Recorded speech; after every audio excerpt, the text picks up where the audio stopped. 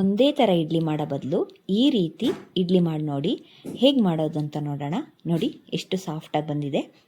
ಮೊದಲಿಗೆ ರಾಗಿ, ಕಡಲೆಕಾಳು, ಹೆಸರುಕಾಳು, ಉದ್ದಿನಬೇಳೆ, ಅಕ್ಕಿ ಮತ್ತು ಒಂದು ಸ್ಪೂನ್ ಮೆಂತ್ಯ ಹಾಕಿ ಚೆನ್ನಾಗಿ ತೊಳೆದ್ಬಿಟ್ಟು ಇದನ್ನು ಬೆಳಗ್ಗೆನೇ ನೆನೆಸಿಡಬೇಕು.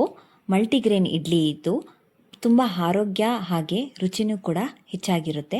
ನೋಡಿ ಬೆಳಗ್ಗೆನೇ ನಾನು ಈ ಥರ ತೊಳೆದ್ಬಿಟ್ಟು ಒಂದು ಪ್ಲೇಟ್ ಮುಚ್ಚಿ ನೆನೆಸಿಟ್ಟಿದ್ದೆ. ನೋಡಿ ಸಂಜೆಗೆ ನೋಡಿ ಕಾಳೆಲ್ಲ ಚೆನ್ನಾಗಿ ನೆಂದು ಅರಳಿರುತ್ತೆ. ಒಂದು ಮಿಕ್ಸಿ ಜಾರ್ಗೆ ನಾನು ಕಾಳುಗಳನ್ನೆಲ್ಲ ಹಾಕ್ಕೊಂಡು ನುಣ್ಣಗೆ ರುಬ್ಕೋಬೇಕು. ನೋಡಿ ನುಣ್ಣಗೆ ರುಬ್ಬಿಟ್ಟು ಒಂದು ಪಾತ್ರೆಗೆ ಹಾಕೋತಾ ಇದ್ದೀನಿ. ಹೀಗೆ ಒಂದು ಪಾತ್ರೆಗೆ ಹಾಕಿ ರಾತ್ರಿ ಇಡೀ ಫರ್ಮೆಂಟೇಷನ್ ಬಿಟ್ಟಿದ್ದೆ. ನೋಡಿ ಎಷ್ಟು ಚೆನ್ನಾಗಿ ಉದುಗ್ ಬಂದಿದೆ ಅಂತ.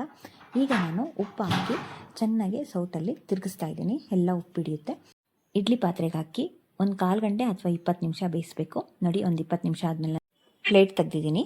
ನೋಡಿ ಸ್ವಲ್ಪ ಇಡ್ಲಿ ತಣ್ಣಗಾದ್ಮೇಲೆ ಒಂದು ಸ್ಪೂನಿಂದ ನಾನು ಇಡ್ಲಿನ ಎತ್ತಾ ಇದ್ದೀನಿ. ನೋಡಿ ಎಷ್ಟು ಚೆನ್ನಾಗಿ ಬಂದಿದೆ ಇಡ್ಲಿ, ಮತ್ತು ತುಂಬ ಸ್ಮೂತಾಗಿ ಬಂದಿದೆ. ಉದ್ಗೂ ಚೆನ್ನಾಗಿ ಬಂದರೆ ನಾವು ಸೋಡಾ ಹಾಕೋದೇ ಬೇಡ. ಈ ರೀತಿ ಸಾಫ್ಟಾಗಿ ಇಡ್ಲಿ ಆಗುತ್ತೆ. ಇದೇ ರೀತಿ ಡಿಫ್ರೆಂಟ್ ರೆಸಿಪೀಸ್ಗೆ ನಮ್ಮ ಚಾನಲನ್ನು ಸಬ್ಸ್ಕ್ರೈಬ್ ಮಾಡಿ, ಲೈಕ್ ಮಾಡಿ ಫ್ರೆಂಡ್ಸ್.